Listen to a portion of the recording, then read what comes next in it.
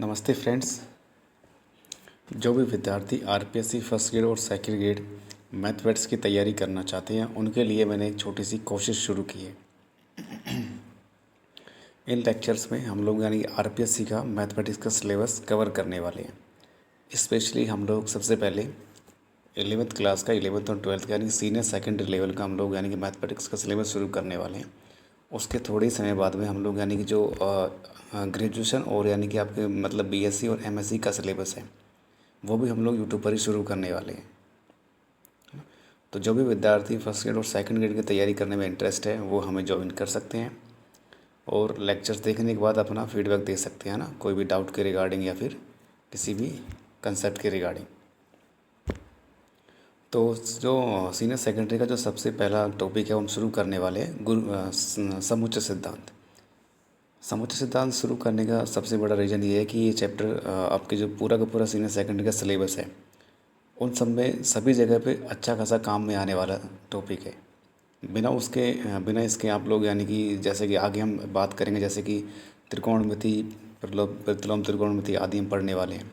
तो इन सब में आपको फंक्शंस की ज़रूरत पड़ती है ना, रिलेशन की ज़रूरत पड़ती है और इनसे पहले आपको सेट थ्योरी पढ़नी पड़ती है।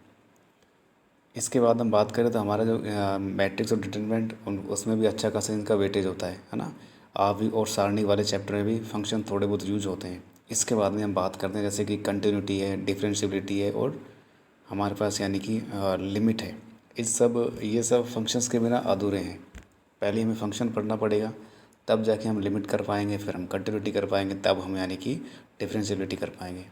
उसके बाद जैसे हम आगे चलें इंटीग्रेशन में, तो इंटीग्रेशन में भी ऐसा ही है, पहले आपको फंक्शन की समझ होनी चाहिए उसके बाद, है ना। तो सबसे पहले इसको शुरू करने का रीज़न यही है कि ये अधिकांश चीज़ों में, अधिकांश टॉपिक जो आगे पढ़ने वाले उन सब में अच्छा खासा काम में आता है। और दूसरा रीज़न सबसे पहले हम लोग ये शुरू करने वाले कि जैसे ही हम लोग यानी कि सबसे पहले सीनियर सेकंड का वो वाला पोर्शन शुरू करने वाले हैं जो आरपीएससी के फर्स्ट ग्रेड और सेकंड ग्रेड में जो सबसे ज़्यादा इस्तेमाल होता है और जहाँ से अधिकांश क्वेश्चन पूछे जाते हैं। मतलब कि वहाँ से ना हर एग्ज़ाम में वहाँ से एक या दो क्वेश्चन, मतलब हर एक चैप्टर से बता रहा हूँ, वहाँ से क्वेश्चन पूछे जाते हैं। वहाँ से कोई एग्ज़ाम कभी ऐसा हुआ नहीं कि जैसे हम बात करें इसके, जैसे कि कैलकुलस की बात करें तो वहाँ से कभी कोई क्वेश्चन ऐसा हुआ नहीं कि पूछा नहीं गया, हमेशा हर एग्ज़ाम में पूछा जाता है। तो जिस पोर्शन का आरपीएससी के एग्ज़ाम्स में अच्छा खासा वेटेज है उसको पहले हम करने वाले हैं। तो पहले हम क्या करेंगे, यानी कि पहले हम 11th और 12th का ही शुरू करने वाले हैं। उसके थोड़े दिनों बाद में जैसे ही हमें और थोड़ा टाइम मिलेगा, टाइम को मैनेज कर पाएंगे, तो उसके बाद में यानी कि बीएससी और एमएससी का भी शुरू करने वाले हैं। तो जिनको लगता है कि तैयारी करनी चाहिए कर सकते हैं, या फिर कुछ बच्चे ऐसे हैं जो कि फ़ीस देने में थोड़ा सा सक्षम नहीं होते, तो उनके लिए स्पेशली ये कोशिश मैं कर रहा हूँ। तो आज हम शुरू करते हैं। सबसे पहले आज हम इसका जो पहला चैप्टर शुरू करते हैं ना, वो यानी कि समुच्चय सिद्धांत यानी सेट थ्योरी हम शुरू करते हैं आज। तो हमारा टॉपिक का नाम है समुच्चय सिद्धांत।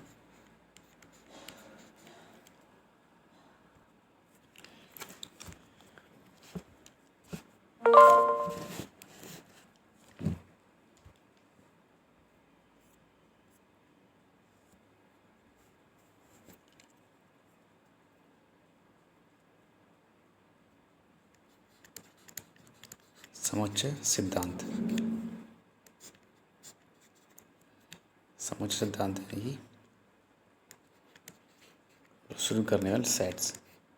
इसमें बेसिकली हम लोग क्या कवर करेंगे, सबसे पहले इसका जो पहला टॉपिक होगा, जो मेजर टॉपिक है, वो हम पहले पढ़ने वाले हैं समुच्चय, है ना। फिर समुच्चय के बाद हम लोग शुरू करेंगे इसके बाद में यानी कि रिलेशन यानी कि संबंध शुरू करने वाले हैं। और इसका जो तीसरा और जो मेजर टॉपिक है ना, वो काफ़ी इम्पोर्टेंट है, वो है फलन। फलन यानी कि पहले हम सेट्स पढ़ेंगे, टाइप ऑफ सेट, है ना, सेट के कुछ ऑपरेशन पढ़ेंगे काफ़ी सारे। उसके बाद हम रिलेशन यानी कि संबंध के बारे में पढ़ेंगे।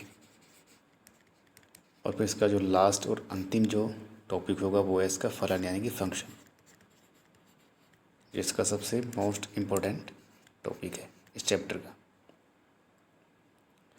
तो आज हम लोग यानी कि समुच्चय शुरू करने वाले हैं ना। और जो भी बच्चे हैं, मैं अपना मतलब बोलने में तो मैं हिंदी में बोलूँगा सारी की सारी चीज़ें, लेकिन साथ के साथ जो भी टर्मिनोलॉजी होगी हिंदी, उसको मैं इंग्लिश में भी नाम लिखूँगा और उसको इंग्लिश में भी बोलने की कोशिश करूँगा ना। तो जो बच्चे हिंदी में हिंदी में समझ सकते हैं, जिनको लगता है कि हमें इंग्लिश थोड़ा बहुत तो ज़रूरी है, तो उनके लिए इंग्लिश में भी बोलने की कोशिश करूँगा ना। तो हम सबसे पहले समुच्चय शुरू करते हैं।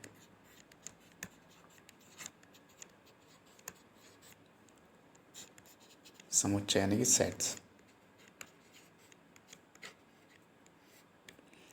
सबसे पहले हम इसकी परिभाषा देखते हैं कि समुच्चय की परिभाषा होती क्या है।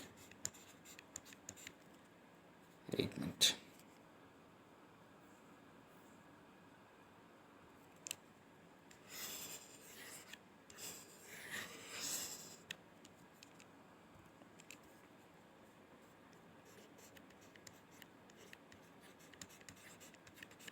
परिभाषा वस्तुओं का सुपरिभाषित संग्रह।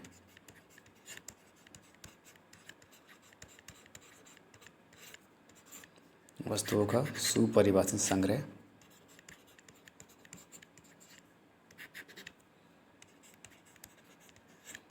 समुच्चय कहलाता है।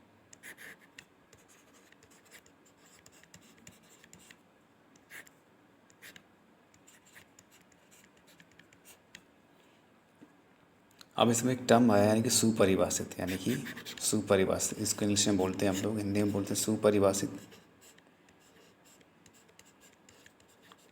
सुपरिभाषित, और इसका अंग्रेजी में बोलते हैं वेल डिफाइंड।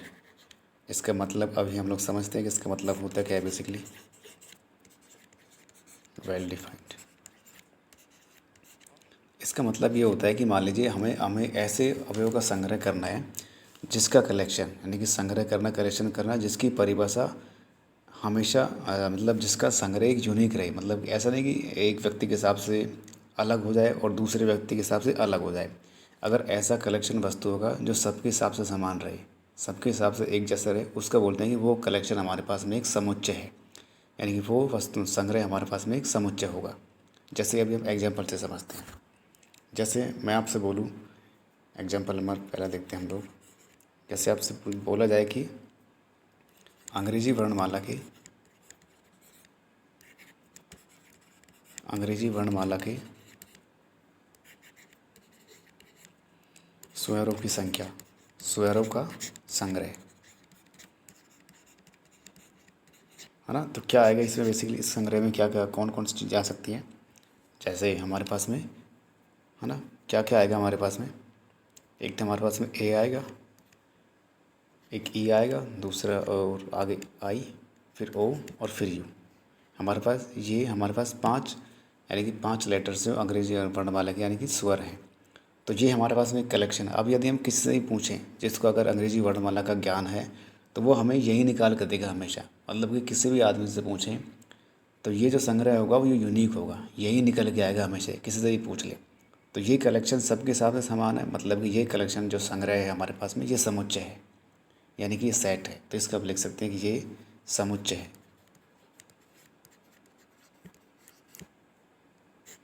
ना। अब जैसे कि एग्जाम्पल दूसरा उठाएं हम लोग, एक और कलेक्शन। जैसे हमें हमसे पूछा जाए कि आप 1 से 10 तक, 1 से 10 तक 4 प्राकृत संख्याओं की संख्या, प्राकृत संख्याओं का संग्रह, प्राकृत संख्याओं का संग्रह। अगर हम इस संग्रह की बात करें तो ये जो हमारे पास कलेक्शन है, जो संग्रह होगा, वो यूनिक नहीं है हमारे पास में। अगर अलग अलग लोगों से आप पूछेंगे इसके बारे में, संग्रह के बारे में, तो अलग अलग लोग आपको अलग अलग समुच्चय मतलब कलेक्शन करके देंगे आपका ना। जैसे मान लो किसी आप एक से पूछें तो हो सकता है वो आपको निकाल के दे कि एक, ऐसे हो सकता है कि आपको 1 2 3 एंड 4 ये निकाल के दें। या फिर आप किसी और से पूछे, हो सकता है वो आपको 3 4 5 6 ये बताए। या फिर आपसे कोई पूछे कि 7 8 9 10 ये बता के दे दे। या फिर हो सकता है कि 1 4 7 3 कुछ भी आपको बता सकते हैं, 4 एलिमेंट।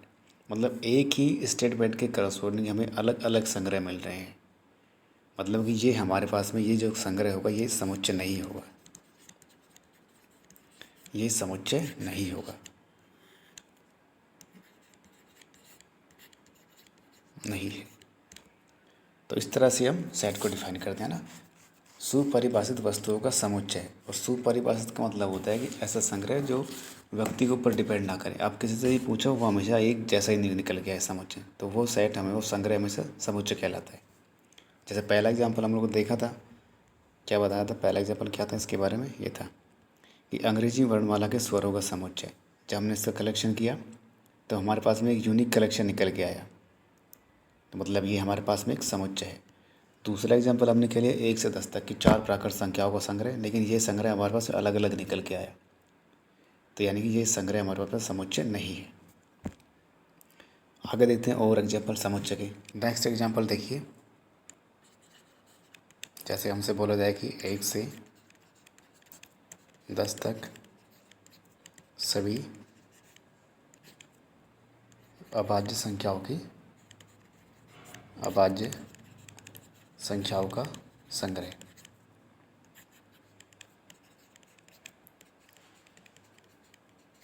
तो ये क्या होगा हमारे पास, 1 मिनट, तो ये क्या होगा हमारे पास में, यानी कि तो 1 से 10 तक यानी कि कितनी अभाज्य संख्या कौन कौन सी हो सकती है, 2 है, 3 है, उसके बाद में 5 है, 7 है। ये सारी सारी हमारे पास में अभाज्य संख्या है, यानी कि ये हमारे पास में एक समुच्चय है, क्योंकि ये कलेक्शन भी हमारे पास में यूनिक है, केवल एक है, इस तरह से। और हम बात करें जैसे अगला एग्जाम्पल देखते हैं हम लोग, है ना।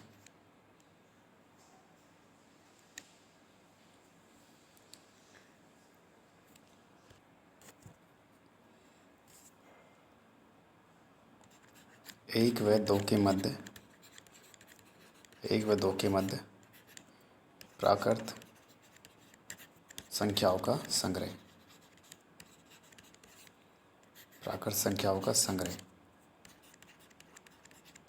तो इस संग्रह में बस कौन से एलिमेंट होंगे, कौन कौन से नंबर आएंगे इसमें, इसमें हमारे पास कोई भी अवयव नहीं आएगा ना, क्योंकि 1 और 2 के मध्य में कोई भी प्राकृत संख्या एग्जिस्ट यानी कि विद्यमान नहीं है। लेकिन समुच्चय तो फिर भी यही है ना, क्योंकि कोई किसी से पूछेंगे तो सब यही बोलेंगे कि इसके बीच में कोई भी नंबर नहीं है। यानी ये भी हमारे पास में ये संग्रह भी हमारे पास में एक समुच्चय बनेगा, भले ही इसमें कोई भी अवयव ना हो, लेकिन समुच्चय तो ये भी है ना, समुच्चय है।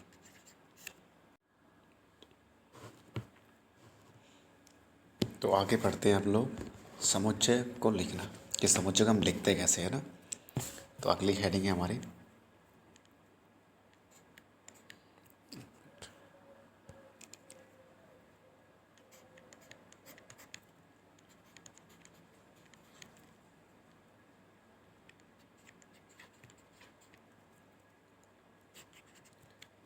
समुच्चय को लिखना।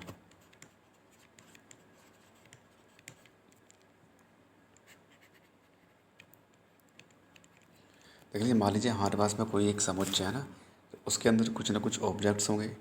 तो समुच्चय के अंदर कुछ भी हो सकता है सामान्यतः, जैसे कि कुछ वस्तुओं के नाम हो सकते हैं, किन्हीं व्यक्तियों के नाम भी हो सकते हैं, किन्हीं जगह के नाम भी हो सकते हैं। तो समुच्चय के अंदर ना कुछ भी हो सकता है। तो समुच्चय के अंदर जो भी ऑब्जेक्ट है उनको हम सम्मिलित रूप से उसके अवयव बोलते हैं। समुच्चय के अंदर जो भी है उसके अंदर उसे हम समुच्चय के अवयव बोलते हैं। जैसे हम लोगों ने लिखा था ये पीछे, है ना, जैसे कि एक समुच्चय था हमारे पास में AEIOU, है ना। उसमें क्या था, जो AEIOU हैं वो उसके समुच्चय के अवयव कहलाते हैं। और जब भी हम लोग समुच्चय को लिखते हैं ना, तो समुच्चय लिखने के लिए हम लोग क्या करते हैं, जो अंग्रेजी वर्णमाला के जो बड़े लेटर्स हैं उनका हम इस्तेमाल करते हैं, जैसे capital A, capital B, capital C का इस्तेमाल करते हैं हम लोग। और अवयवों को लिखने के लिए हम जनरली सामान्यतः छोटे अक्षरों का इस्तेमाल करते हैं। ऐसा नहीं कि छोटे भी ले सकते हैं, बड़ी भी ले सकते हैं, लेकिन जनरली बात बता रहा हूँ मैं। अब देखिए आगे, जैसे मान लीजिए जैसे हम लिखते हैं ना समुच्चय के अवयव,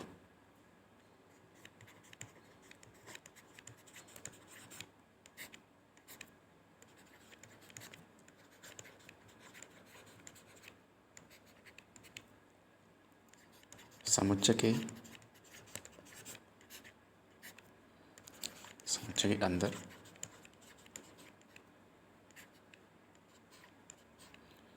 एक मिनट,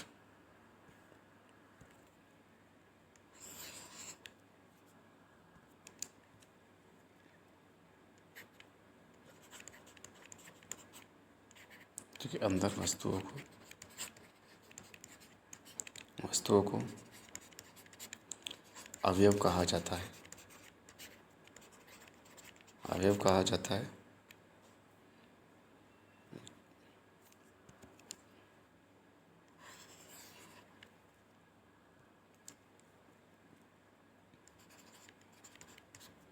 अवयव कहा जाता है तथा समुच्चय को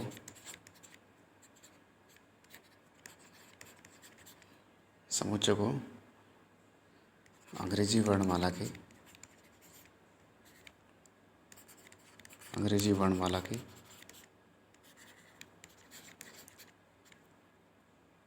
बड़े अक्षरों से लिखा जाता है। बड़े अक्षरों से दर्शाया जाता है। जैसे हम उसकी बात करें, हमने एक समुच्चय पढ़ा था कि सभी के सभी अंग्रेजी वर्णमाला के स्वरों का संग्रह था। हमारे पास में क्या निकल के आया था ना, क्या निकल के आया था हमारा वो संग्रह, वो समुच्चय हमारे पास में ये निकल के आया था ए ई आई ओ यू। हमारे पास में 5 एलिमेंट थे इसके ना। तो अब यदि हम इसको समुच्चय में लिखना चाहते तो कैसे लिखेंगे हम लोग इसे लिखने के हम मान लो इसको हमने ए नाम दे दिया, तो ए हमने इसको नाम दिया और जो एलिमेंट है इनको हमने क्या किया, कोमा लगा लगा करके एक साथ लिख दिया। यहाँ पे ए लिखा, फिर ई लिखा, फिर कॉमा लगाया, फिर आई लिखा, फिर कॉमा लगाया, फिर ओ लिखा, फिर कॉमा लगाया, फिर यू लिखा। इस तरह से लिखा। और हमने क्या किया कि इसको दोनों साइड से करली ब्रैकेट यानी कि मजले ब्रैकेट से इनको बंद कर दिया। तो ये होता है सेट को लिखने का तरीका। इसके जितने भी एलिमेंट हैं उन सबको कॉमा लगा लगा करके अलग से लिख दो और पूरे सभी को दोनों साइड से बंद कर दो करली ब्रैकेट लगा करके, है ना। जैसे हमने एक और समुच्चय पढ़ा था, उसको चलो बी नाम देते हैं हम लोग। क्या था हमारे पास में, यानी कि 1 से 10 तक की सभी के सभी प्राकृत संख्याओं का संग्रह, यानी कि समुच्चय था वो भी। तो उसे हम कैसे लिखेंगे, 1 2 3 और एंड सो ऑन, और फाइनली कितना आएगा लास्ट पे जाके 9 आएगा और लास्ट में 10 आएगा। इस तरह से हम समुच्चय को लिखते हैं और ये समुच्चय के अवयव कहलाते हैं, है ना। जितने भी अंदर उसके वस्तुएं होती हैं उनको हम अवयव बोलते हैं। ये इसके अवयव हैं।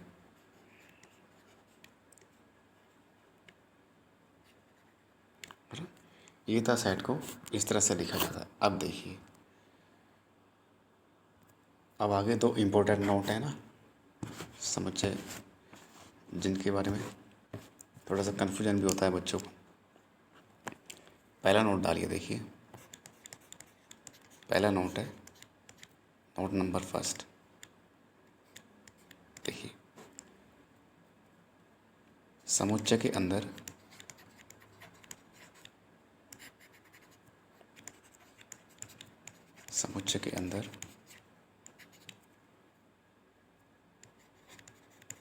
अवयवों का क्रम बदलने से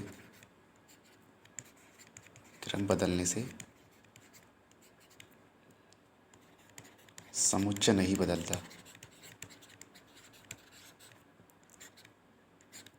समुच्चय नहीं बदलता है।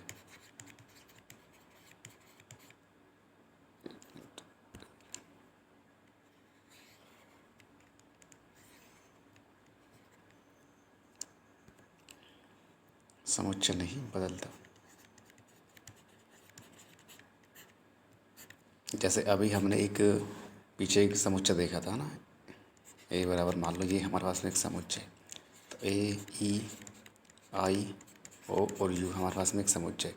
यदि हम इनके अवयवों का यदि हम क्रम भी चेंज कर दें, ऑर्डर चेंज कर दें, इनको आगे पीछे लिख दें, तो भी समुच्चय सेम रहेगा।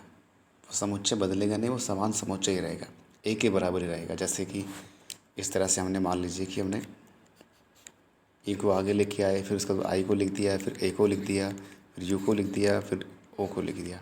तो इससे कोई फ़र्क नहीं पड़ेगा, अभी भी समुच्चय ए के बराबर ही है ना। किसी भी एलिमेंट को हम कहीं पे भी लिख सकते हैं, इससे कोई फ़र्क नहीं पड़ेगा, वो समान समुच्चय ही रहेगा। ये होता है, ये नोट नंबर 1 हमें याद रखना है, ध्यान रखना है। अब नोट नंबर 2 देखिए। नोट नंबर 2 क्या बोलता है, समुच्चय में समुच्चय में अवयवों की समुच्चय में अवयवों की पुनरावृत्ति पुनरावृत्ति यानी कि रिपीटेशन। पुनरावृत्ति यानी कि मैं लिखता हूँ इंग्लिश में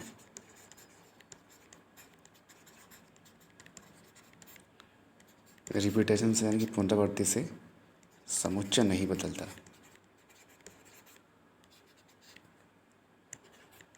समुच्चय नहीं बदलता। देखिए जैसे अभी हमने समुच्चय देखा था, जैसे इसी को उठा लो जो पीछे हमने लिया, जैसे कि एक बार मान लो हमारे पास में ये एक समुच्चय है इस तरह से ए ई आई ओ और यू। अब क्या करिए यदि हम इसके एलिमेंटों को एक बार या फिर कुछ एलिमेंट को हम दो बार लिख दें, 3 बार लिख दें, तो समुच्चय में कोई फ़र्क नहीं पड़ेगा, समुच्चय वही रहेगा पहले के जैसे ही। जैसे मान लो ए को हमने 2 बार लिख दिया, फिर ई को छोड़ा, फिर आई को हमने 2 बार लिख दिया, 2 बार 3 बार कितनी बार भी लिख सकते हो, फिर ओ और यू। तो अब ये समुच्चय ऐसा नहीं कि चेंज हो जाएगा, अभी भी ये समुच्चय ए के बराबर ही है ना। तो इन शॉर्ट हम ये बोलना चाहते हैं कि समुच्चय यदि हमारे पास में है तो उस समुच्चय में यदि अवयव का यदि क्रम चेंज कर दें हम लोग तो भी समुच्चय नहीं बदलेगा। और यदि हम उनको उसके अवयव का रिपीटेशन भी कर दें, एक एलिमेंट को 2 बार लिख दें, 3 बार लिख दें, तो उससे कोई फ़र्क नहीं पड़ेगा, वो समुच्चय पहले के समुच्चय के बराबर ही रहेगा। ये 2 इम्पोर्टेंट नोट्स हैं ना। अब हम चलते हैं आगे। अब हम देखते हैं जो सबसे इम्पोर्टेंट कंसेप्ट है समुच्चय के। अब देखते हैं समुच्चय के प्रकार। समुच्चय के प्रकार यानी कि टाइप्स ऑफ सेट।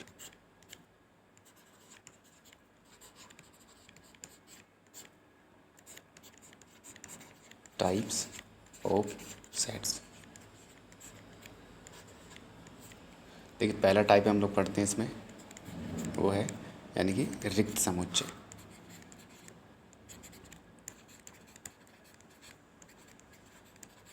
रिक्त समुच्चय यानी कि इंग्लिश में इसका नाम होता है एम्प्टी सेट। एम्प्टी या फिर इसका नाम दूसरा है वॉइड सेट, दोनों इसके नाम है। होता क्या है, देखिए हम लिखते हैं ऐसा समुच्चय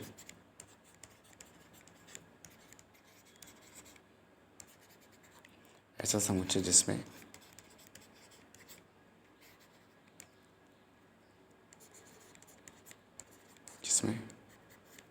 कोई भी अवयव नहीं हो, है ना। ऐसा समुच्चय जिसमें कोई भी अवयव नहीं हो उसे हम लोग रिक्त समुच्चय बोलते हैं। जैसे अभी इसका हम एग्जाम्पल लिखते हैं,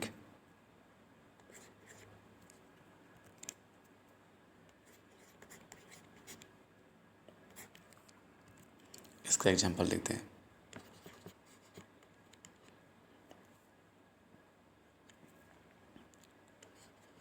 दो से बड़ी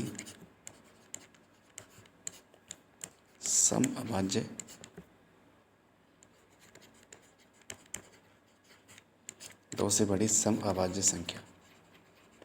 संख्याओं का समुच्चय। अब हमें पता है केवल हमारे पास एक ही अभाज्य संख्या ऐसी है जो सम है, बाकी जितने भी हमारे पास में अभाज्य संख्या होती हैं वो सारी विषम होती हैं। हमारे पास केवल एक ही ऐसी संख्या है जो सम भी है और अभाज्य भी है, वो है केवल 2, है ना। और हमसे क्या बोला कि 2 से बड़ी सम अभाज्य संख्याओं की संख्या। तो 2 से बड़ी हमारे पास कितनी सम अभाज्य संख्याएँ होंगी, एक भी नहीं। मतलब कि ये हमारे पास में कैसा समुच्चय है, ए बराबर हमारे पास में 5 समुच्चय है ना। और जो रिक्त समुच्चय होता है उसको हम या तो 5 से लिखते हैं या फिर हम उसको इस तरह से लिखते हैं, ए बराबर बस करली ब्रैकेट लगाया और इसको खाली छोड़ दिया। 2 तरह से उसको रिप्रेजेंट करने का तरीका होता है 5 खाली रिक्त समुच्चय को, है ना। या तो 5 से लिख दो या फिर दूसरा तरीका इसको लिखने का कि करली ब्रैकेट लगाओ और उसे खाली छोड़ दो, है ना। लेकिन याद रखना कई बार ना इस तरह से भी लिखते हैं बच्चे, बड़ा कन्फ्यूजन होता है, सर ये भी तो हो सकता है, ऐसे मत लिखना ना।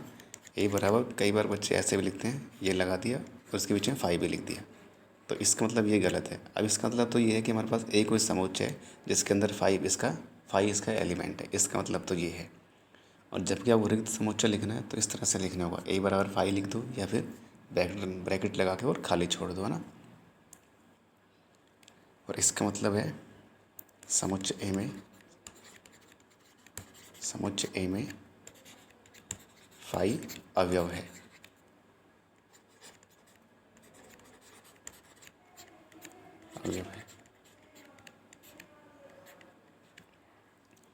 अब देखिए, अब टाइप नंबर हम 2 हम देखते हैं हम लोग।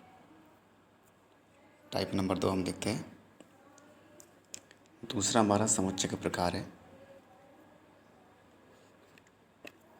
एकल समुच्चय।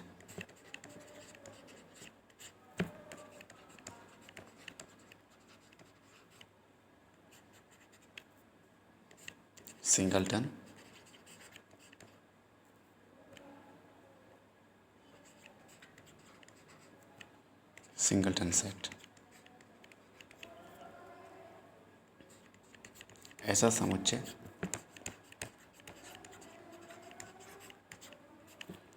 समुच्चय जिसमें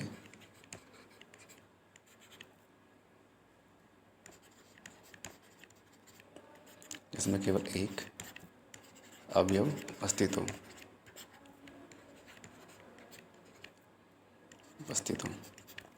जैसे एग्जाम्पल हम लोग देखते हैं, जैसे कि 2 व 4 के मध्य प्राकृत संख्याओं का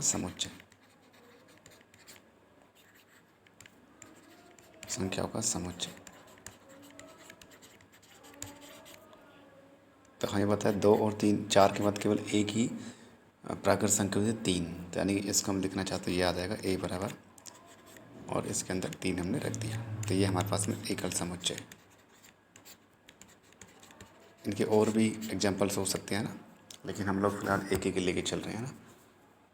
अब जिसका अगला जो टाइप है सेट का, वो हमारे पास में नंबर 3 पे, यानी कि परिमित समुच्चय।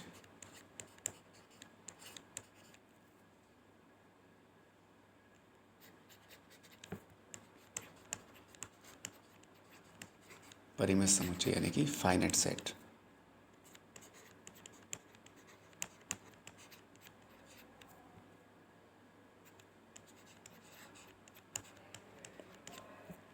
यदि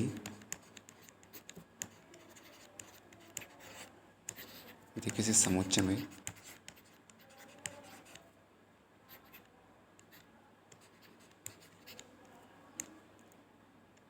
अवयवों की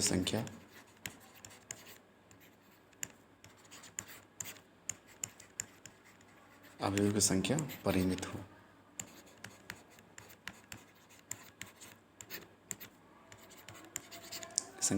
हो। परिमित समुच्चय कहलाता है ना, परिमित समुच्चय।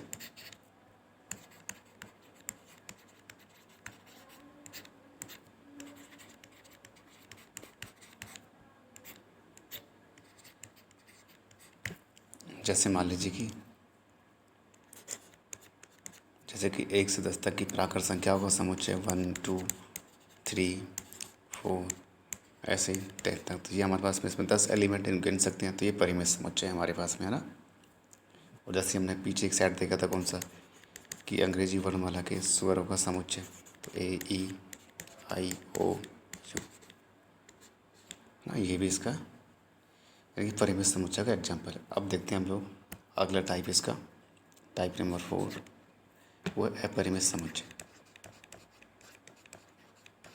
है ना। मैं एक एक एग्जाम्पल इनका बता रहा हूँ, लेकिन इसके कई सारे एग्जाम्पल और भी हो सकते हैं ना। जैसे जैसे हम लोग आगे बढ़ेंगे तो देखेंगे।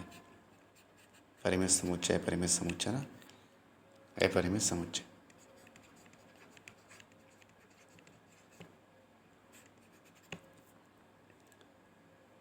इनफाइनाइट सेट,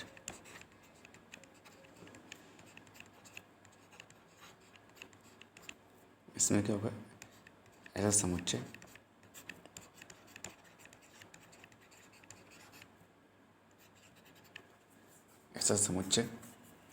जिसमें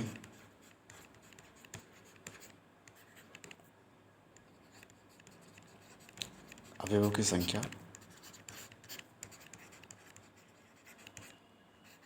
अवयव की संख्या अपरिमित हो,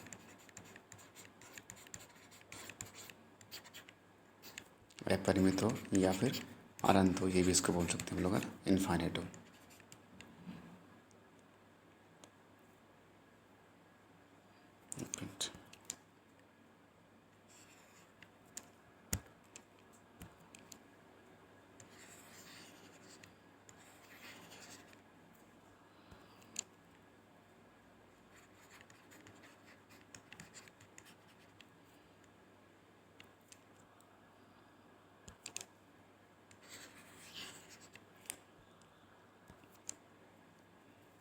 परिमित या फिर इनफाइनाइट, यानी कि अपरिमित या फिर इनफाइनाइट हो जाए संख्या।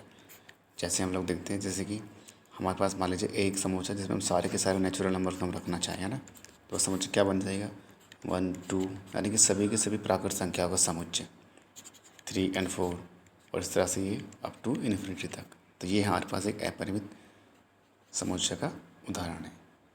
अब देखिए आगे, जी हमारे पास समुच्चय के प्रकार हो चुके हैं। अब देखते हैं हम समुच्चय का निरूपण, है ना। देखिए कई बार क्या होता है, अगर यदि हमारे पास समुच्चय में यानी कि परिमित संख्या में अवयव हैं और उनकी संख्या भी काफ़ी कम है, तो हम लोग उसे सीधा सीधा लिख सकते हैं। उसको अवयव को यानी कि कॉमा लगा करके अलग अलग किया और दोनों साइड उसको बंद कर दिया, तो कोई दिक्कत नहीं, लिखा जा सकता है। लेकिन कब, जब हमारे पास अवयव की संख्या काफ़ी कम है और परिमित है। लेकिन मान लीजिए अभी हमने देखा कि हमारे पास समुच्चय दो प्रकार के हो सकते हैं, परिमित भी हो सकता है और अपरिमित भी हो सकता है। लेकिन यदि हमारे पास समुच्चय परिमित है और उसमें अवयव की संख्या मान लीजिए 100 है, 1000 है, 2000 है, तो इस तरह से लिखना बड़ा मुश्किल होता है अवयव को, है ना। तो ये हर एक एलिमेंट को लिखा जाए, हर एक एलिमेंट को लिखो, उसके बाद में हर एक एलिमेंट का यानी कि कॉमा लगा करके लिखिए। मान लीजिए 1000 एलिमेंट हमारे पास समुच्चय में है, तो 1000 एलिमेंटों को लिखना थोड़ा सा मुश्किल काम होता है ना। तो हम लोग क्या करते हैं, सेट को निरूपित करने का हमारे पास दूसरा तरीका और हम लिखते हैं, तो वही हम सीखने वाले हैं ना, समुच्चय का निरूपण।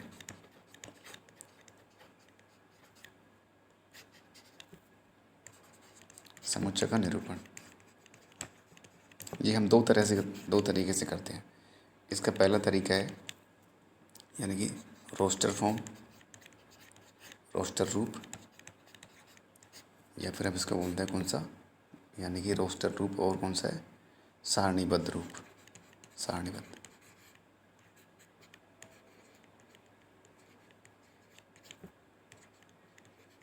और इंग्लिश में इसका नाम है, या तो इसको रोस्टर ही बोल लेते हैं हम लोग इंग्लिश में, तो रोस्टर फॉर्म, या फिर इसका दूसरा नाम है लिस्टिंग फॉर्म, लिस्टिंग फॉर्म। इसमें क्या होता है, इसमें जब नॉर्मली अभी तक हमने पढ़ा है ना, वैसे ही जैसे सबके सब एलिमेंटों को कॉमा लगा करके लिखा और दोनों साइड करली ब्रैकेट लगा दिया। तो इसमें सभी अवयवों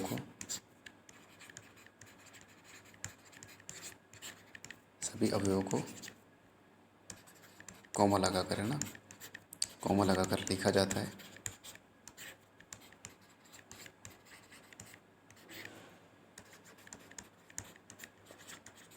तथा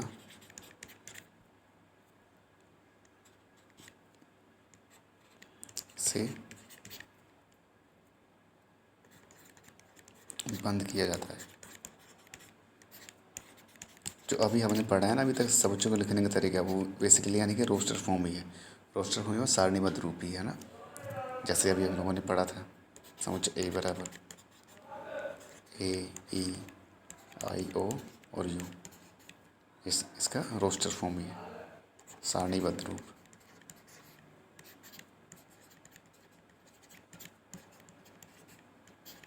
अब देखिए, यदि हमारे पास अवयव की संख्या बहुत ज़्यादा है या फिर अनंत है, तो फिर इसको इस तरह से लिखना थोड़ा सा मुश्किल होता है ना। ज़्यादा अवयव को कॉमा लगा कर लिखना काफ़ी टाइम लगता है उसमें ना।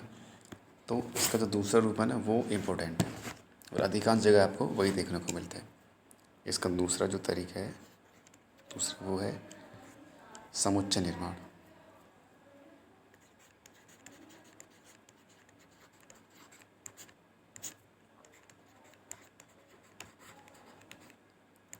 समुच्चय निर्माण रूप, और इंग्लिश में इसका नाम है सेट बिल्डर फॉर्म।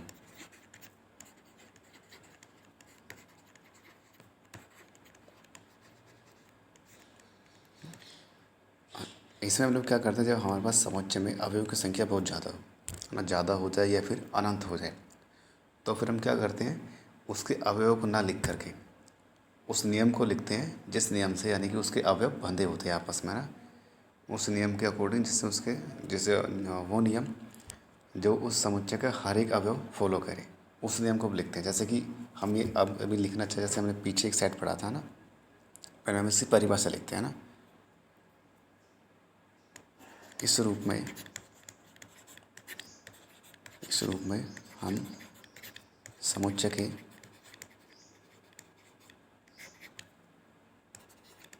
सभी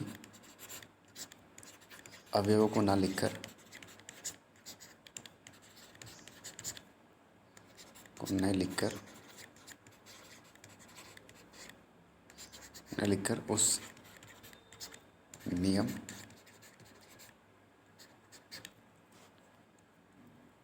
नियम, या संबंध को लिखते हैं, नियम या फिर संबंध को लिखते हैं,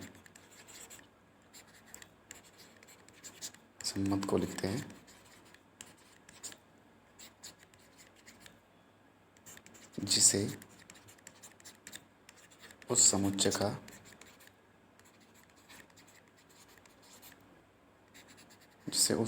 का प्रत्येक अवयव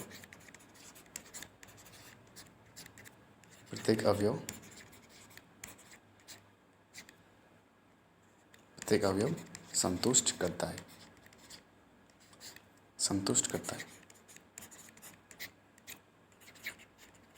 है ना। और ऐसा नहीं कि इस रूप को केवल हम यानी कि अपरिमित समुच्चय बना सकते हैं ना, परिमित को भी लिख सकते हैं और अपरिमित को भी लिख सकते हैं। जैसे हम लोग एग्जाम्पल लिखते हैं, जैसे पीछे हमने अभी एक समुच्चय पढ़ा था ना, ए बराबर ये वाला, ए ई आई ओ और यू, है ना। तो हम क्या करते हैं, सीधे सीधे इसका, अब यदि हमें इसके यानी कि सेट बिल्डर फॉर्म में लिखना है, तो कैसे लिखेंगे इसका, ये तो इसको लिख दो रोस्टर रूप में, है ना। अभी सारे के सारे है क्या, अंग्रेजी वर्णमाला के अपने पास क्या है, स्वर ही तो है, तो इसको ऐसे लिखते हैं, ए बराबर यानी कि मैं लिखा, और यहाँ लिखा हमने एक्स, मतलब कि इसमें एक्स आएंगे, लेकिन आगे हमें बताना पड़ेगा कि एक्स होगा क्या। बेसिकली एक्स हमारे पास में होगा क्या, एक्स अंग्रेजी वर्णमाला का,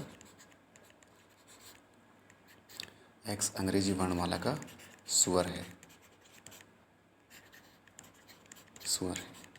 है ना। अब यदि हम अंग्रेजी वर्णमाला का स्वर उठाएं, यदि हम, है ना, तो हमारे पास एक एक उठा के रखते जाएं, तो हमारे पास यही सेट बनेगा, ए ई आई ओ यू, है ना। तो ये कौन सा रूप है हमारे पास में, ये हो जाएगा समुच्चय निर्माण रूप, है सेट बिल्डर फॉर्म में। इस तरह से लिखना होता है। अवयव को नहीं लिखा, लेकिन हमने जो उसके अवयव जो नियम को या फॉलो करते हैं, उस नियम को हमने लिखा। अब जो जो अवयव इस नियम को फॉलो करेंगे, वो उसे निकाल लेंगे हम लोग आराम से, है ना,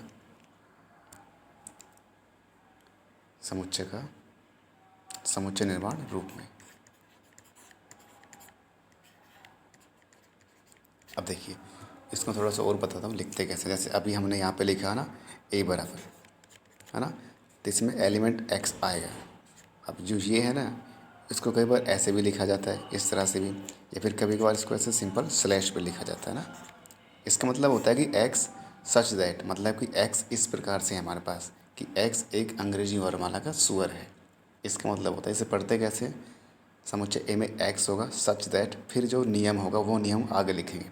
नियम या तो दो कॉलम दो बिंदु लगा दो आप इस तरह से, है ना, या फिर इसलिए स्लैश लगा दो, दोनों का मतलब सेम है। इसका मतलब होता है सच दैट एक्स, एक्स इस प्रकार है कि एक्स एक अंग्रेजी वर्णमाला का स्वर है। इस तरह से मेरे को लिख सकते हैं, है ना। इसका मतलब होता है सच दैट, जैसे मैं यहाँ लिख दूँगा ना, इसका मतलब होता है सच दैट। हिंदी में बोले तो इस प्रकार,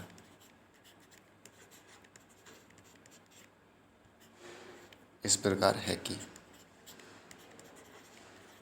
है ना। तो आप तो बिंदु लगा दो, या फिर ये एक इस तरह से लाइन खींच सकते हैं, दोनों का मतलब सेम ही होता है।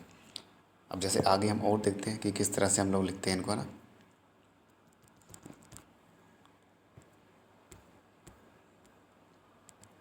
जैसे और अभी हमने कौन कौन सी चीज़ें देखी, जैसे कि अभी और हम लिखना चाहें, जैसे और एग्जांपल, जैसे मान लीजिए एक हमने समुच्चय देखा था कौन सा, बी वाला। इसमें क्या था हमारे पास में, यानी कि 1 से 10 तक की प्राकृत संख्याओं का समुच्चय था हमारे पास में, 1 2 3, इस तरह से लास्ट में जाके 9 और 10। अब इसे हम कैसे लिखेंगे बताओ, अगर यदि हम इसको समुच्चय निर्माण में लिखना चाहते तो कैसे लिखेंगे हम लोग। इसे लिखने का तरीका देखिए भाई, पहले हमने लिखा, पहले एक्स, एक्स यानी कि सच दैट, अब क्या लिखेंगे हमारे पास, एक्स हमने लिखा कि एक्स हमारा आएगा नेचुरल नंबर से, एक्स प्राकृत संख्या है, ये तो हमें बताया कि एक एक्स एक प्राकृत संख्या है, प्राकृत संख्या। लेकिन प्राकृत संख्या तो एक से लेकर अनंत तक जाती है ना, तथा हमें एक कंडीशन और यहाँ पे लगानी पड़ेगी, कौन सी, जो एक्स है हमारे पास में वो क्या हो जाएगा, लेस देन इक्वल टू 10 हो जाएगा और ग्रेटर देन इक्वल टू 1 हो जाएगा, है ना, और ब्रैकेट हम लोग बंद कर देंगे इस तरह से।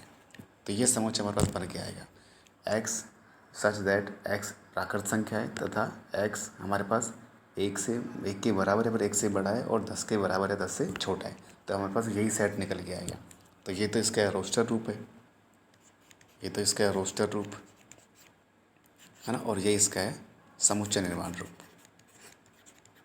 है ना। अब कई बार ऐसा हो सकता है कि सर ये प्राकृत संख्या तो है हमें पता है, लेकिन ये संख्याएं जो होल नंबर भी होते हैं, पूर्ण संख्याएं भी हो सकती हैं, हाँ, तो हम यहाँ एक्स के प्राकृत संख्याओं की जगह पूर्ण संख्याएं भी लिख सकते हैं। और फिर बोले सर ये इंटीजर्स भी तो है, यानी कि पूर्णांक भी तो है, हाँ पूर्णांक भी है, तो यहाँ हम पूर्णांक भी लिख सकते हैं, है ना, यानी कि धनात्मक पूर्णांक लिखेंगे, धनात्मक पूर्णांक, और इसकी वैल्यू हो जाएगी 1 से लेकर 10 के बीच, 10 या 10, 1 से लेकर 10 तक।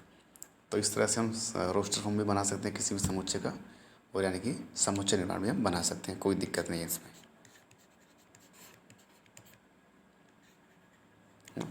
जैसे मैं एक और एग्जांपल दूंगा आपको, जैसे कि, है ना, ये एग्जांपल हमारे पास में, जैसे कि समुच्चय ए मैंने लिखा रोस्टर रूप में, जैसे मैंने ये लिखा 2 5 7 11 13 17 और 19, 2 5 7 11 13 17 19 ये लिखा। आपसे पूछ जाएगा इसका आप बनाओ क्या, यानी कि समुच्चय निर्माण में लिखो। तो समुच्चय निर्माण में आप इसे कैसे लिखेंगे, निर्माण रूप में लिखें। तो पहले तो आपको समुच्चय के जो अवयव हैं उन अवयव को देखना होगा कि ये नियम, ये अवयव सारे के सारे कौन से नियम को फॉलो कर रहे हैं, कौन सा नियम और सिद्धांत के ये आपस में जुड़े हुए हैं।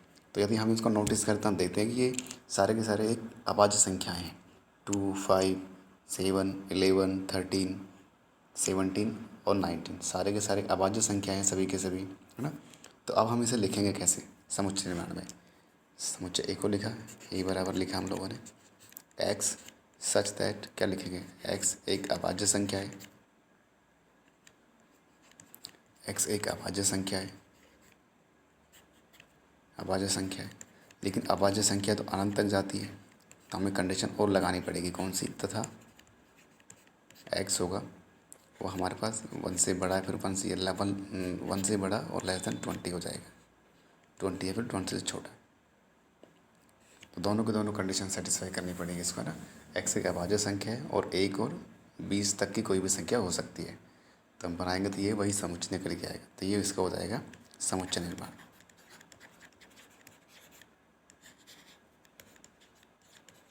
समुच्चय निर्माण रूप। अब वैसे यहाँ पे मैंने 1 के साथ जो इक्वलिटी लगाई है, तब वो हटा भी सकते हो लगा भी सकते हो, क्योंकि हटाने से लगाने से कोई फ़र्क नहीं पड़ेगा, एक ना ही तो भाज्य होती है ना अभाज्य होती है, वैसे 20 भी ना अभाज्य होती है ना भाज्य होती है। अगर यदि यहाँ से इक्वलिटी हम हटा भी दें तो भी सेम समुच्चय निकल के आएगा, है ना, कोई दिक्कत नहीं आएगी उससे। ये हमने दोनों समुच्चय का निरूपण देख लिया। पहला कौन सा देखा, रोस्टर रूप यानी सारणीबद्ध। उसके बाद हमने देखा सेट निर्माण, सेट बिल्डर फॉर्म यानी कि समुच्चय निर्माण रूप। अब हम कुछ यानी कि स्टैंडर्ड जो समुच्चय हैं उनको पढ़ते हैं हम लोग, है ना। देखिए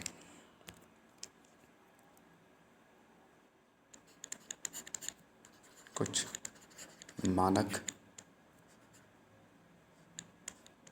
एक मिनट में थोड़ा सा एक चीज़ और बता देता हूँ आप लोग, है ना, ये कंसेप्ट शुरू करने से पहले 1 मिनट रुकिए।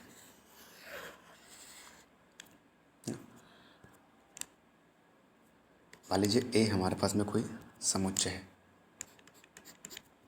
ए हमारे पास में कोई समुच्चय, इसमें एलिमेंट इस प्रकार से हैं 1 2 3 4 एंड 5 ये इसके अवयव हैं। तो हम क्या लिखते हैं कि 1 इसका अवयव है, तो इसको हम इस तरह से लिखते हैं कि 1 बिलोंग्स टू ए, है ना। जब ये मान लीजिए कोई भी एलिमेंट किसी समुच्चय में है, तो उस समुच्चय में दिखाने के लिए इस सिंबल का यूज करते हैं, एप्सिलॉन का, है ना। एप्सिलॉन, एप्सिलॉन, और इसका मतलब होता है संबंधित है ना। और इसको बोलते हैं बिलोंग्स टू, ये बिलोंग्स टू का साइन है ना। और इसका मतलब होता है बिलोंग्स टू, बिलोंग्स टू, है ना। यानी कि हम इस तरह से इसको पढ़ेंगे, इस तरह पढ़ेंगे इसको कि 1 बिलोंग्स टू ए, यानी कि 1 समुच्चय ए में है ना। बिलोंग्स टू फिर संबंधित है या फिर ए में है, तो इसका मतलब होता है संबंधित है, संबंधित है या फिर है, संबंधित है या फिर में है, दोनों ही इसका मतलब हो सकते हैं ना। वैसे 2 भी इसका एलिमेंट है, तो इसे हम क्या लिखेंगे, 2 बिलोंग्स टू ए। वैसे 3 भी है, 3 बिलोंग्स टू ए। ये हम कब यूज़ करते हैं, जब किसी अवयव को किसी समुच्चय का अवयव दिखाना होता है ना, किसी अवयव को किसी समुच्चय पर दिखाना होता है, तो हम इस सिंबल का यूज़ करते हैं। वैसे ही 4 belongs to A, 4 belongs to A, और 5 बिलोंग्स टू ए, ये दोनों चीज़ हम इस्तेमाल करते हैं। तो ये था इसका। और यदि कोई भी एलिमेंट यदि उस समुच्चय में नहीं है, तो उसे इस तरह से दिखाते हैं। मान लो 6 इसमें नहीं है, तो क्या लिखेंगे, 6 डज नॉट बिलोंग्स टू ए, मतलब कि 6 इसका अवयव नहीं है। वैसे 7 भी नहीं है, तो 7 डज नॉट बिलोंग्स टू ए। इस तरह से अगर है तो बिलोंग्स टू, और यदि नहीं है तो सिंबल वही, लेकिन उसको थोड़ा सा काट देंगे, है ना। दोनों का मतलब सेम है। इसका मतलब यहाँ लिख लीजिए चाहे ना, एप्सिलॉन लिखा, इसका मतलब होता है नॉट बिलोंग्स टू,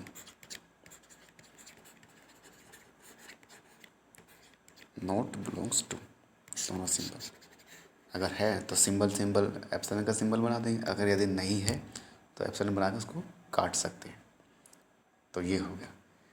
अब देखते हैं हम कुछ मानक समूह, ना कुछ स्टैंडर्ड हमारे पास में सेट होते हैं।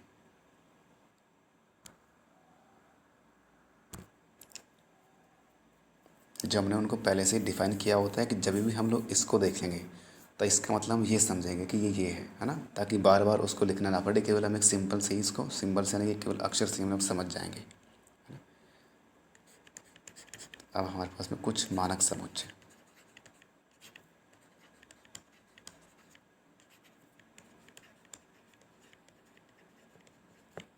कुछ मानक समुच्चय यानी कि सम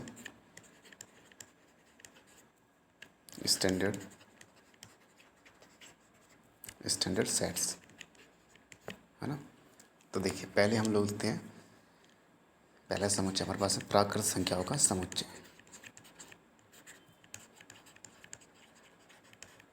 प्राकृत संख्याओं का समुच्चय।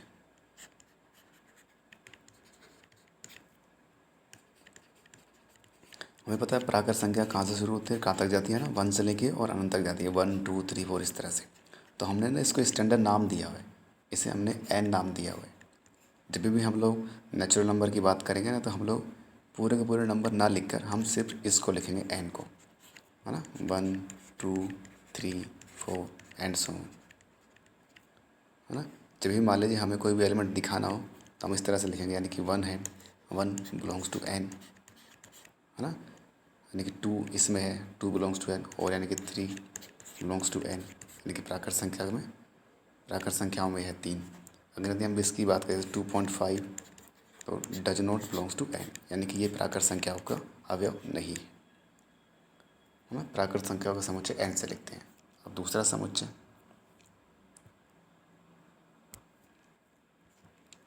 वैसे ही हमारे पास में, यानी कि पूर्ण संख्याओं का समुच्चय, पूर्ण संख्याओं का समुच्चय,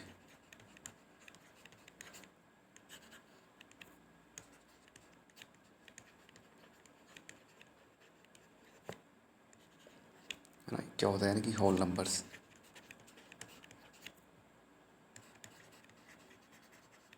सेट ऑफ होल नंबर्स, है ना। इसे हम लोग डब्लू से लिखते हैं, सिंपल। और इसमें आते कौन कौन से नंबर हैं, 0 1 2 3 4 एंड सो, है ना। और ये 3 डॉट का मतलब है कि अप टू इन्फिनिटी तक, है ना। और तीसरा हमारे पास में है परिमेय संख्याओं का यानी कि इंटीजर्स, पूर्णांकों का समुच्चय।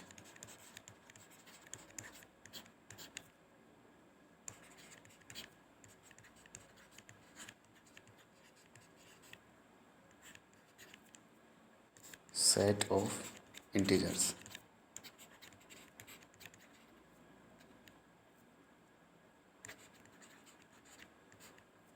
इसे हम लोग जेड से लिखते हैं ना, लेकिन थोड़ा से इस तरह का जेड। इसमें कौन कौन से नंबर आते हैं, यानी कि 0, 1, 2, 3 एंड सो ऑन, इस तरह से। और इसमें इन्हीं के नेगेटिव नंबर्स भी आते हैं, जैसे कि -1 हो गया, -2 हो गया, -3 हो गया और अप टू इन्फिनिटी, है ना। ये दोनों साइड तक अनंत तक जाता है, प्लस से भी इन्फिनिटी और माइनस से भी इन्फिनिटी तक। या फिर इसको लिखने का एक और तरीका हमारे पास में है, कौन सा, 0 लिखा, फिर +-1 हमने लिखा, +-2 लिखा, +-3 लिखा एंड सो ऑन। इसको हम इस तरह से भी लिख सकते हैं। अगला देखिए नंबर 4, परिमेय संख्याओं का समुच्चय। परिमेय संख्याओं का समुच्चय।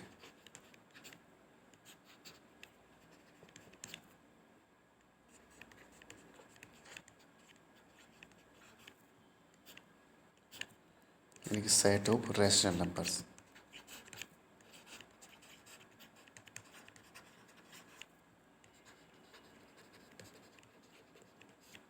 सेट ऑफ नेचुरल नंबर्स, इसे हम क्यू से लिखते हैं ना, क्यू लिखा और फिर इसकी हम डेफिनेशन लिख देंगे, यानी कि P/Q such that P and Q belongs to Z, है ना। मतलब कि P और Q Z से आएंगे एंड क्या लिखेंगे, Q नॉट इक्वल टू 0, ये होना चाहिए। और कौन सी कंडीशन आनी चाहिए, है ना। ये वैसे लगा भी सकते हो और नहीं भी लगा सकते हैं, चलो लगा देते, कोई दिक्कत नहीं। LCM P and Q equals to 1 होना चाहिए, दोनों के दोनों जेड से आने चाहिए, है ना। और जो यानी कि Q है वो 0 ना हो और दोनों का LCM भी 1 होना चाहिए। ये इसकी डेफिनेशन है नेचुरल नंबर की। अब यदि हम इनका देखना चाहें कि एग्जाम्पल कौन कौन से होंगे इनके, तो एग्जाम्पल इसके होंगे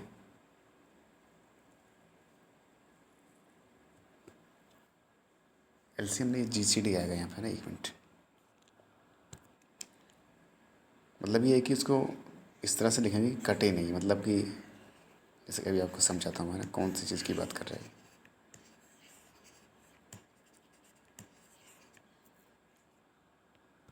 यहाँ पे आएगा GCD, यानी कि दोनों का GCD 1 होना चाहिए, मतलब कि दोनों में कोई भी चीज़, दोनों में कोई भी फैक्टर कॉमन ना हो। एक मिनट यार, फिर मैंने वही लिख दिया।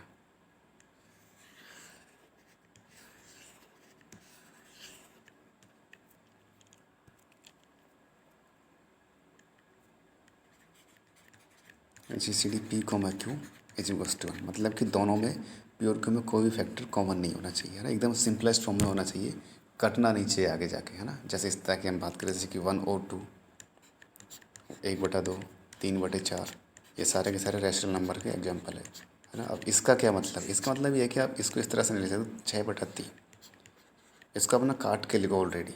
अभी हमें पता है कि GCD यानी कि 3 और 6 का GCD कितना आता है, 3 आएगा, लेकिन यहाँ के बोलो कि GCD 1 होना चाहिए, मतलब इसको आप ना काट के लिखो पहले से ही।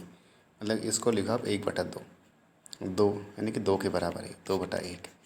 तो इस बात की बात करें, जैसे और हम लिखना चाहें इसको, और एग्जाम्पल जैसे कि यहाँ लिखा 7/21, है ना। अब इन दोनों का GCD तो 1 नहीं, मतलब कट सकता है आगे, तो ये बराबर जाएगा 1/3। तो ये इस नंबर की बात कर रहे हैं, है ना। वैसे ये भी रैशनल है और ये भी रैशनल, दोनों ही परिमेय संख्या है हमारे पास में ना, लेकिन इसमें GCD दोनों का 1 के बराबर आता है, तो इसकी बात कर रहे हो। वैसे कंप्लीट परिभाषा में GCD को इंक्लूड करते हैं, GCD उनका 1 होना चाहिए, ओनली का मतलब नंबर कटने नहीं चाहिए आगे जाके, ऑलरेडी सिंपलेस्ट फॉर्म में लिखे हो, है ना। जैसे कि 1/2 हमने देखा था, 1/4 हमने देखा था, है ना, 7/9 हमने देखा था, 12/13 देखा था। ये सारे के सारे नंबर हमारे पास में क्या है, परिमेय नंबर है, परिमेय संख्याएँ हैं, परिमेय संख्याएँ हैं।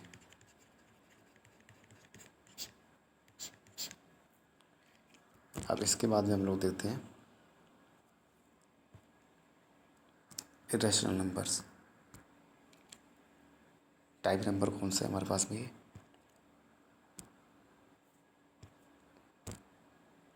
अच्छा, 3 4 हो चुके हैं, तब हमारा 5वां नंबर 5 हम लोग देखते हैं कौन सा आएगा, यानी कि अपरिमेय संख्याओं का समुच्चय। अपरिमेय संख्याओं का समुच्चय।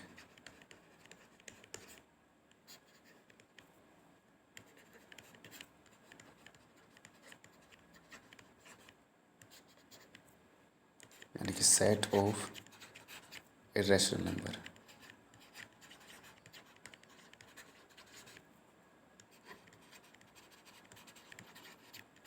सेट ऑफ इरेशनल नंबर, इसको हम लिखते हैं क्यू, या तो इस तरह से उसके ऊपर डैश लगाते हैं, या फिर हम क्यू सी से लिखते हैं, है ना।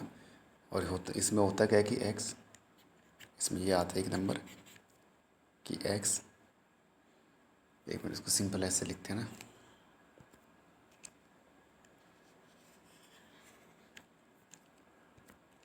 हाँ, इसमें आता कौन सा है, यानी कि इसकी परिभाषा में कौन आएगा, वे संख्याएं जिन्हें पी बटा क्यू के रूप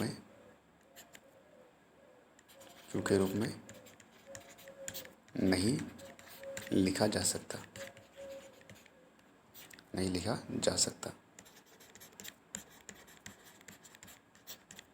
जहाँ पी और क्यू दोनों जेड से हो तथा क्यू नॉट इक्वल टू 0। मतलब कि जो संख्या परिमेय नहीं है वो संख्या अपरिमेय हो जाएगी, है ना।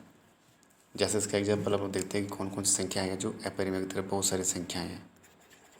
जैसे कि हमारे पास √2 है, √3 है ना। जिस भी नंबर का, यानी कि जिस भी नेचुरल नंबर का हमारे पास में, यानी कि जो भी नंबर परफेक्ट स्क्वायर नहीं है, यदि हम उसका रूट लें तो वो एक यानी कि अपरिमेय संख्या बन जाती है हमारे पास। जैसे कि 7 है, 7, ये किसी भी नंबर का स्क्वायर नहीं है, यदि हम इसका रूट लें तो ये हमारे पास में एक अपरिमेय संख्या हो जाएगी। वैसे ई होता है एक्सपोनेंशियल, ये भी इसकी वैल्यू लगभग 2.7 के बराबर होती है, 2.71 के बराबर। लेकिन ये कभी ख़त्म नहीं होती और ना ही खुद को रिपीट करती है, इसलिए एक अपरिमेय संख्या है। और परिमेय अपरिमेय के बारे में और अच्छी तरह से तब जानेंगे हम, यानी कि सेकेंडरी लेवल का जब पोर्शन पढ़ेंगे उसमें नंबर सिस्टम है हमारे सेकंड ग्रेड में, है ना। तो तब हम इनके बारे में और डिटेल से स्टडी करेंगे। अभी केवल हम इनके सेट को लिख रहे हैं, यानी कि समुच्चय को हम लिखते कैसे हैं। इसके अपरिमेय संख्याओं का समुच्चय को हम क्यू डैश या फिर क्यू सी से लिखते हैं ना। अब अगला हमारे पास समुच्चय आता है, देखिए कौन सा नंबर खो गया, छठा, पाँचवा नंबर का। अब देखिए 6 हमारे पास में है, नंबर 6 पे हमारे पास में है, यानी कि वास्तविक संख्याओं का समुच्चय।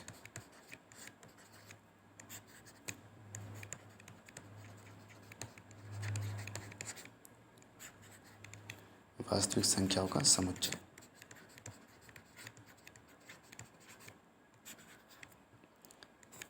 Set of real numbers.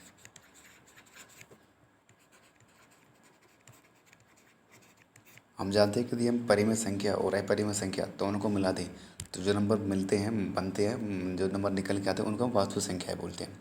यानी कि परिमेय संख्या और अपरिमेय संख्याएं सम्मिलित रूप से वास्तविक संख्या होती है ना। अब इसके समुच्चय लिखते कैसे, कैपिटल आर से हमने लिखा, लेकिन ये डबल साइडेड, इसमें एरो लगाते हैं। इसका मतलब होता है कि वास्तविक संख्याओं का समुच्चय, वास्तविक संख्याओं का समुच्चय, संख्याओं का समुच्चय। और इसको लिखने के कई सारे तरीके हैं। या तो हम इसको इस तरह से लिखते हैं क्यू, यानी कि परिमेय संख्या है, और क्यू डैश, इस तरह से लिख सकते हैं। या फिर और इसका एक और तरीका कौन सा, -∞ टू +∞, ये इसका लिखने का तरीका होता है ना। ये हमारे पास में वास्तविक संख्याओं का समुच्चय। अब नेक्स्ट एक और बचा है लास्ट, वो हमारे पास में बचा है, यानी कि सम्मिश्र संख्याओं का समुच्चय। सम्मिश्र संख्याओं का समुच्चय।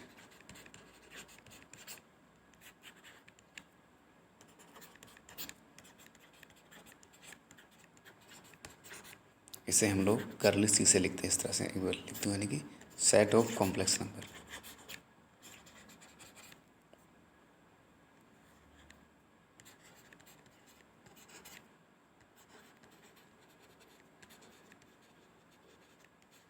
और इस तरह से लिखते हैं हम लोग, इस तरह से लिखा है ना, और इसको थोड़ा सा काट देते हैं इस तरह से। ये होता है कॉम्प्लेक्स नंबर, यानी कि सम्मिश्र संख्याओं का समुच्चय।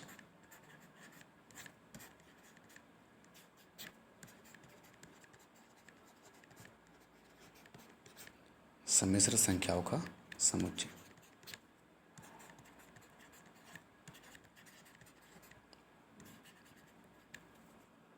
और सी में होता क्या है बेसिकली, एलिमेंट किस तरह के दिखते हैं इसमें, इस तरह के दिखते हैं। देखिए सी हमने लिखा, इसमें आएगा कौन से एलिमेंट आएंगे हमारे पास में, एक्स प्लस आयोटा टाइप के एलिमेंट आएंगे इसमें हमारे पास।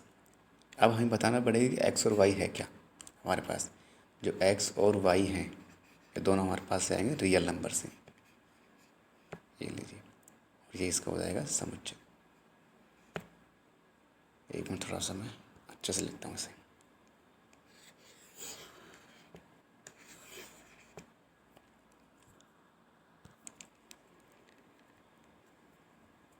मैंने यहाँ पे लिखा सी बराबर, तो इसमें कौन कैसे एलिमेंट आएंगे, X plus iota Y type के एलिमेंट आएंगे ना, सच दैट एक्स और वाई दोनों हमारे पास किससे आएंगे, रियल नंबर से आएंगे। रियल नंबर ये हमारा इसमें इसका सेट होता है, सम्मिश्र संख्याओं का समुच्चय। इस तरह के 2+3 आयोटा आपने पढ़ा होगा 11th क्लास में, ऐसा बना 4+3 आयोटा, इस तरह के नंबर इसमें से आते हैं हमारे पास, है ना। रियल नंबर्स भी आ जाते हैं पूरे के पूरे। यदि हम आयोटा टर्म्स को जीरो कर दें तो सारे के सारे रियल नंबर्स में आ जाएंगे ना।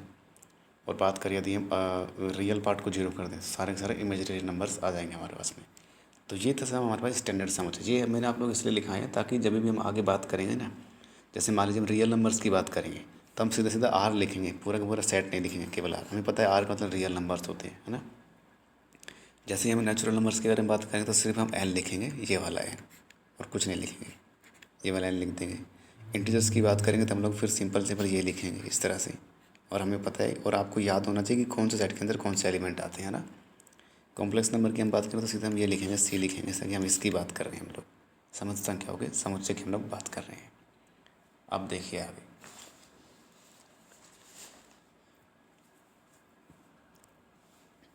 अब हमें पता है कि एक तरह का सेट और होता है जिसमें अनंत अवयव होते हैं ना। अनंत अवयव होते हैं और सब में डिस्क्रीट यानी एकदम कंटिन्यूसली नंबर होते हैं, उनको हम इंटरवल या फिर अंतराल बोलते हैं। तो अंतराल भी एक तरह का समुच्चय ही होता है ना। अंतराल की हम बात करें, अंतराल यानी कि इंटरवल।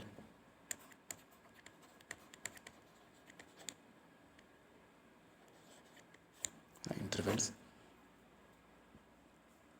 इंटरवल हमारे पास में 4 तरह के होते हैं बेसिकली, है ना। देखिए पहला हम देखते हैं इस तरह से, आपने देखा होगा इस तरह से ए और बी, है ना, मतलब कि दोनों साइड से क्लोज, है ना। इसका मतलब होता है कि बेसिकली इसका मतलब होता है कि ए और बीच की जितनी भी वास्तविक संख्याएं हैं उन सब का समुच्चय है। मतलब ए और बीच ए से बी तक की, यानी कि ए से बी तक की जितनी भी वास्तविक संख्या है उन सब का समुच्चय। अब हमें पता है कि ए से और बी तक की सबकी सब वास्तविक संख्या तो अनंत संख्याएं होती है हमारे पास में। तो उनको यानी कि सेट बिल्डर यानी कि रोस्टर रूप में लिखना थोड़ा सा मुश्किल होता है। कैसे लिख पाएंगे, अनंत संख्या लिखनी पड़ेंगी हमें, है ना। तो इसको हम लिखते कैसे, रोस्टर फॉर्म में लिखते हैं इस तरह से, है ना। और क्लोज ब्रैकेट का मतलब ये होता है कि इसमें ए भी शामिल है और इसमें बी भी शामिल है, इस तरह से। और इसे हम लिखते कैसे हैं, ब्रैकेट लगाए एक्स सच दैट हमारे पास में जो ये है, यानी कि इस तरह से लिखेंगे हम लोग, है ना। जो एक्स हमारे पास में वो less than equal to B है और greater than equal to A है, ये समुच्चय सेट बिल्डर फॉर्म है। इसका मतलब ये है कि ए से लेकर बी तक की जितनी भी हमारे पास वास्तविक संख्याएं हैं उन सब का समुच्चय अंतराल ए बी कहलाता है, हाँ। और यहाँ पे लिख सकते हैं कि एक्स बिलोंग्स टू आर और एक्स बिलोंग्स टू आर, इस तरह से। तो ये हमारे पास में हो जाएगा अंतराल ए बी।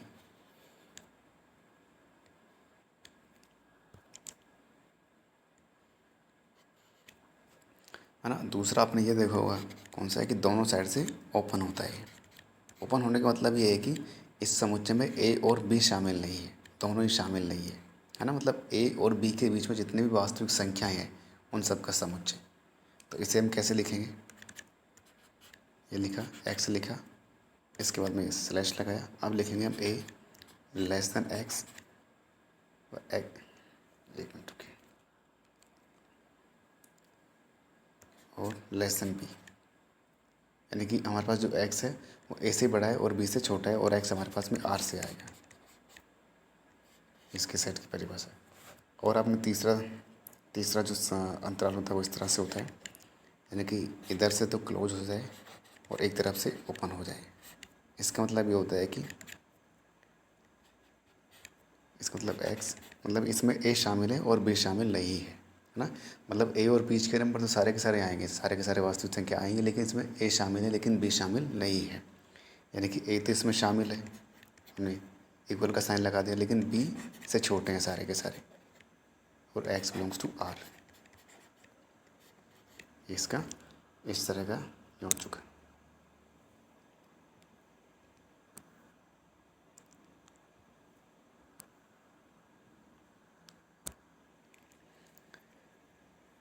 अब आगे इस तरह से, यानी कि ए पे ओपन हो जाए और बी पे क्लोज हो जाए, तो इसका मतलब होता है वो सभी के सभी एक्स आएंगे हमारे पास में। जो एक्स एक तो हमारे पास रियल नंबर से आएगा, और क्या कंडीशन है कि ए को शामिल नहीं करना और बी को शामिल करना है एक्स, और हमें बी को शामिल करना है। तो इस तरह से ये हमारे पास समुच्चय निकल के आएगा, है ना। ये अंतराल भी हो चुके हैं, अंतराल भी हमारे पास में एक समुच्चय ही होता है। तो 4 तरह के अंतराल होते हैं हमारे पास में, है ना। तो ये सब हो चुका। अब हमारा नेक्स्ट टॉपिक है समुच्चय की गणनता।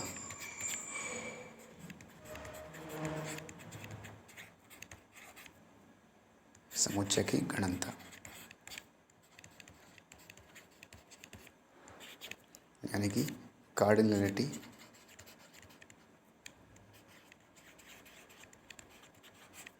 Cardinality of set. तो ये क्या होता है, किसी समुच्चय ए में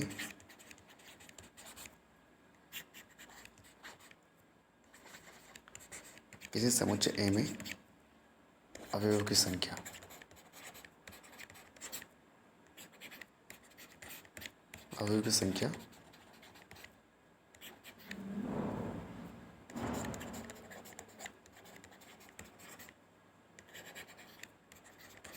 समुच्चय की गणनता कहलाती है।